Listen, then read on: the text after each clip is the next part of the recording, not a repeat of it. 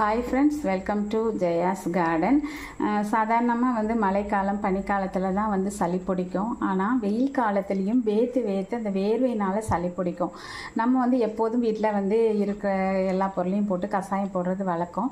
ஆனால் வெயில் காலத்தில் கஷாயம் போடும்போது எதை நம்ம அதிகமாக பயன்படுத்தலாம் அப்படிங்கிறத நம்ம தெரிஞ்சுக்கணும். இப்போ இதில் மூணு பொருள் தான் போட்டிருக்கேங்க. தூதுவளை, அதுக்கப்புறம் ஓமவல்லி இலை எல்லாமே நான் மாடி தோட்டத்துலேருந்து தான் பறிச்சுட்டு வந்திருக்கேன். அப்புறம் கருந்துளசி. இந்த கருந்துளசி மட்டும்தான் அதிகம் போட்டிருக்கேன். ஓமவல்லி இலையும் கொஞ்சம் அதை விட அதிகமாக போட்டிருக்கேன். ஆனால் தூதுவளை ரொம்ப கம்மியாக போட்டிருக்கேன். ஏன்னா இது சூடு.